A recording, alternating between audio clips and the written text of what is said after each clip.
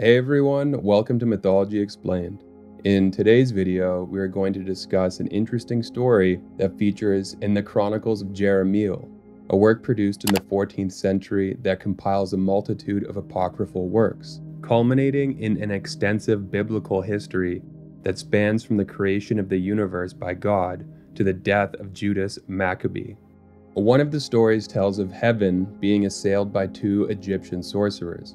Two of the sorcerers who opposed Moses when he returned to Egypt to demand of the Pharaoh that he release the Israelites from bondage. We are going to start off with a quick summary of Moses' return to Egypt, his contest against the sorcerers of the Pharaoh, and the affliction of the 10 plagues upon Egypt. Following that, we're going to go through the story that tells of the two sorcerers who take to the air, their witchcraft granting them the power of flight, and fly to heaven. They're doing battle against the Archangels Michael and Gabriel. Let's get into it.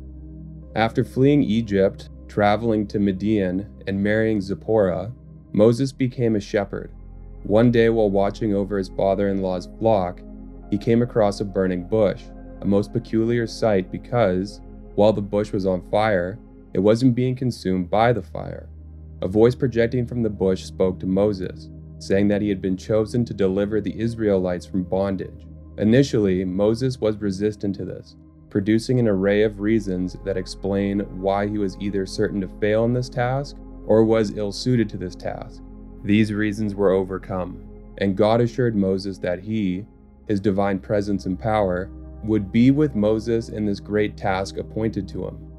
Moses returned to Egypt, convinced the Israelites that God was with them, and, with Aaron at his side, went before the Pharaoh. What followed was a sort of wizard's duel between Moses, backed by the power of God, and the wise men, sorcerers, and magicians of the Pharaoh, their number armed with all manner of trick and enchantment. Aaron placed his staff before the Pharaoh and it transfigured into a serpent, but this was not to impress the Pharaoh, for likewise, his servants also turned their staffs into serpents. And this back and forth continued. Only the contest ceased to be so innocuous, for the next displays of God's power revealed by Moses were the 10 plagues: a river of blood, an inundation of frogs, a swarm of gnats, a swarm of flies, a disease that killed livestock, an affliction of boils upon the people of Egypt and their livestock, a hailstorm that ruined crops and killed livestock, a swarm of locusts that devoured the surviving crops, 3 days of darkness, and finally, an avenging angel that killed the firstborn of the Egyptians. The servants of the Pharaoh managed to keep pace for the first 2 plagues, turning water to blood and producing frogs. But by the third, they were at a loss, conceding that some greater power was at work, saying, "This is the finger of God." After the 10th plague, the Pharaoh, himself having lost his firstborn son, at last relented and allowed Moses to lead the Israelites from Egypt. But he later changed his mind, mustered his forces, and pursued Moses, the Pharaoh's hardened heart, hardened by God, impelling him. But he caught up with the Israelites too late. Moses parted the Red Sea and led his people out of Egypt, and once the Israelites had crossed, the walls of water closed in behind them, crushing the Pharaoh and his army underneath walls of water, utterly destroying them. The Chronicles of Jerahmeel is a voluminous work that was compiled by Eleazar ben Asher the Levite, or at least by someone claiming this name, who had lived in the Rhineland in the 14th century.